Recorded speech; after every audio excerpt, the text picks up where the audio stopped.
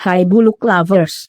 Apa jadinya ya jika seorang penulis tampan, tajir, baik hati, tidak sombong dan sangat mencintai istrinya tiba-tiba mengaku sebagai pembunuh seorang cewek cantik?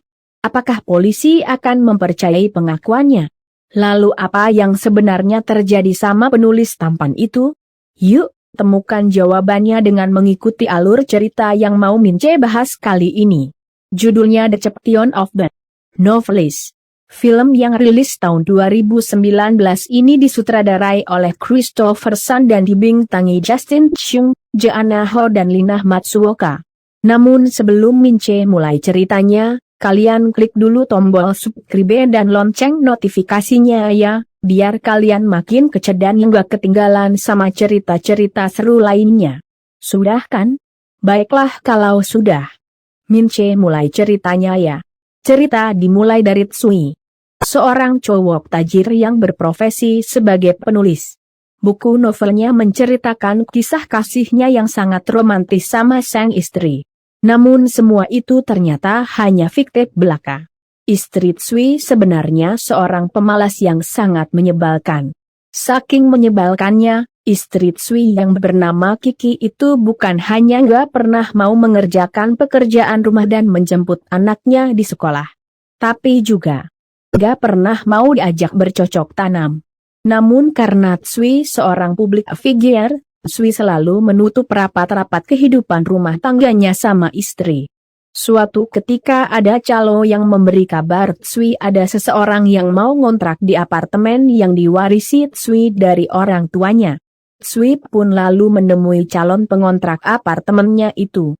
Yang mau ngontrak ternyata seorang cewek cantik yang dipastikan bakal menggoda imin siapapun yang melihatnya. Namanya Elaine. Selesai melihat-lihat apartemen, Elaine pun lalu pergi. Sementara Tsui lalu menutup jendela apartemennya. Saat itu Tsui melihat tas milik Elaine yang ketinggalan. Isinya ternyata jeroan Elaine. Tsui pun langsung mikir ngeres. Di saat bersamaan si calo kembali nelepon Tsui, bilang Elaine tertarik ngontrak di apartemen Tsui. Namun Elaine cuma punya budget $30.000. Tsui jadi mikir. Elaine pun lalu ikut ngomong dan bilang jika dia meninggalkan tas di apartemen. Tsui yang selama ini emang sudah nggak pernah dapat jatah surabi lagi dari istrinya akhirnya menerima Elaine ngontrak di apartemen warisan orang tuanya itu. Malamnya Tsui mau berenang. Di sana ternyata ada Elaine yang lagi berenang. Tsui pun nggak tinggal diam dan langsung merekam. Elaine pakai kamera HP-nya. Setelah itu Tsui pun lalu ikut berenang dan berbincang-bincang agar bisa lebih mengenal Elaine. Tsui pun jadi terbayang terus moleknya tubuh Elaine. Tiba-tiba ada stocking yang jatuh dari lantai atas. Tak lama Tsui dapat pesan masuk dari Elaine yang bilang jika dia sudah transfer ke Tsui $15.000. Elaine pun bilang sisanya akan dibayar secara cash sambil meminta Tsui mengantarkan stockingnya yang terjatuh. Tsui yang emang sudah kebelet ingin merasakan surabi lagi lalu pamit ke istrinya untuk keluar sejenak. Tsui pun lalu pergi ke kamar apartemen Elaine. Elaine pun lalu membukakan pintu dan dengan binalnya lalu godain iminnya Tsui. Tsui pun jadi kodim alias konek diam-diam. Tanpa basa-basi, Tsui lalu menerkam Elaine dan mencicipi surabi lempitnya Elaine. Setelah merasakan enaknya surabi Elaine, Tsui lalu masuk ke dalam kamar apartemennya. Istrinya yang belum tidur tiba-tiba nongol. Tsui pun lalu bohongin istrinya lagi. Tsui yang sudah merasakan legitnya surabi Elaine jadi ketagihan. Elaine pun menggunakan momen itu untuk merayu Tsui agar Tsui mau menyewakan apartemennya sebesar $15.000. Sebagai timbal baliknya Elaine akan memberikan lagi surabi lempitnya buat Tsui. Tsui yang emang sudah ketagihan surabi lempitnya Elaine tanpa pikir panjang menyetujui permintaan Elaine dan langsung menikmati kembali surabi lempitnya Elaine. Besoknya Tsui kaget dan jadi panik karena menyadari ketiduran di kamar apartemennya Elaine. Tsui pun langsung bangun dan pergi ke kamar apartemennya. Kiki pun jadi curiga sama Tsui dan mulai mengikuti kemanapun Tsui pergi. Sui yang ingin menikmati kembali surabinya Elaine jadi bingung. Namun Sui nggak kehilangan akal. Sui lalu menyuruh istrinya membawa anaknya pergi berlibur keluar kota.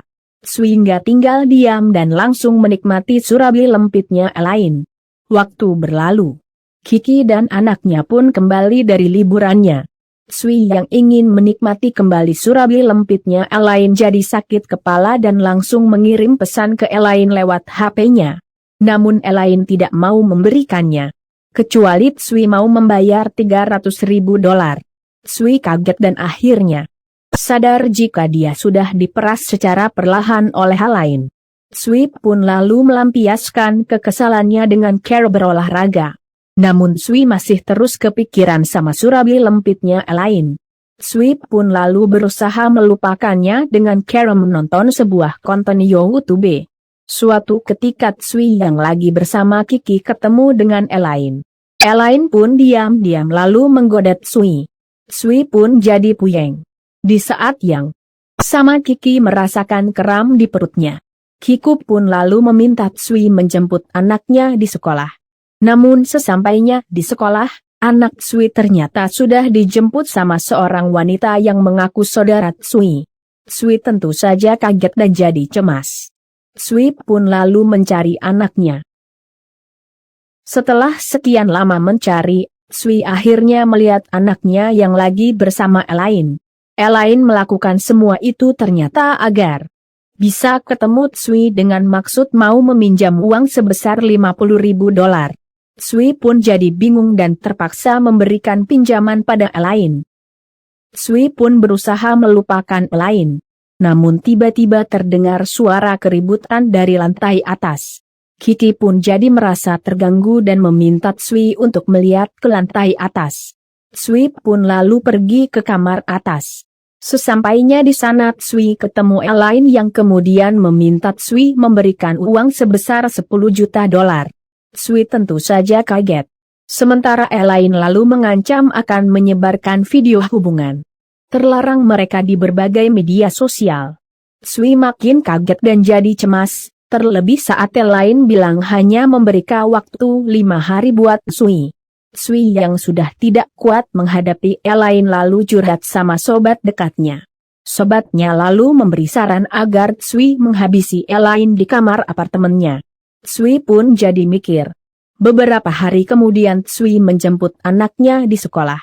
Tiba-tiba ada pesan masuk dari Elaine yang mengingatkan Sui untuk memberikan uang yang dimintanya. Sui pun jadi bingung. Malamnya Elaine ditemukan sudah terkapar tak bernyawa. Pihak kepolisian pun lalu melakukan penyelidikan. Kiki yang mengetahui ada kejadian mengerikan di apartemennya jadi depresi. Sui pun berusaha menenangkannya sambil meminta Kiki untuk pergi dulu ke rumah ibunya di Kanada. Sementara itu polisi terus melakukan penyelidikan dan mulai melakukan investigasi. Sui pun digelandang ke kantor polisi dan mulai dimintai keterangan.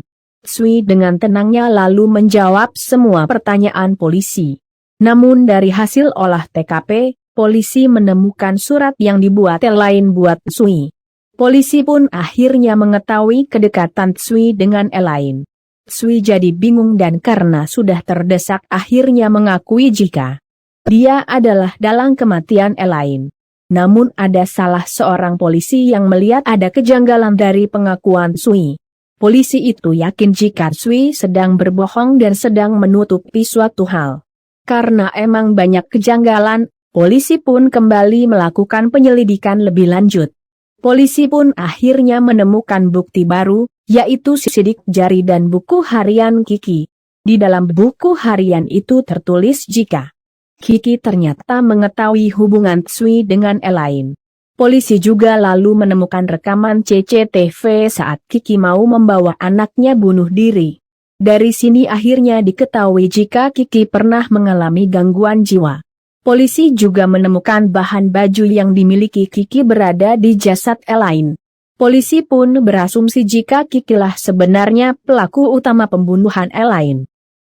Polisi pun menangkap Kiki dan langsung meminta keterangan sambil kemudian menunjukkan semua bukti yang mengarah kepada Kiki sebagai pelaku pembunuhan. Namun Kiki membantah semua tuduhan. Polisi pun jadi dibuat pusing dan terpaksa melepaskan mereka. Namun polisi terus mengawasi keduanya. Besoknya Kiki mengajak Sui pergi. Kiki juga lalu memberikan sebotol air minum buat Sui. Tanpa curiga sedikit pun, Sui lalu meminumnya. Sui pun langsung pingsan. Kiki membawa Sui ke sebuah gudang. Kiki yang ngerasa dijebak Sui lalu mengikat Sui di sebuah kursi dan langsung melampiaskan emosinya. Sui yang merasa jiwanya lagi terancam lalu berusaha menenangkan Kiki. Namun Kiki malah menyiksanya. Kiki yang sudah gelap mata selalu mau menghabisi Sui dengan cara mengikatnya di pemotongan kayu. Namun, Sui dewa keberuntungan berpihak sama Sui. Saat itu polisi yang selama ini mengawasi mereka berdua tiba-tiba datang, melumpuhkan Kiki dan langsung menyelamatkan Sui. Kiki pun diringkus dan ditetapkan sebagai tersangka. Padahal dalang dibalik semua itu adalah Sui. Kiki sebenarnya sangat muak dengan cerita novel Sui yang menceritakan kisah kasihnya yang romantis. Makanya Kiki menyewa Elaine untuk berselingkuh dengan suaminya. Semata itu untuk menghancurkan nama baik Sui di mata publik. Namun Elaine yang menyadari jika Sui seorang pria tajir malah membuat rencana sendiri, yaitu memeras Sui agar mau memberikan apartemennya. Terlepas dari semua itu, Sui ternyata merencanakan pembunuhan Elaine dengan sangat matang.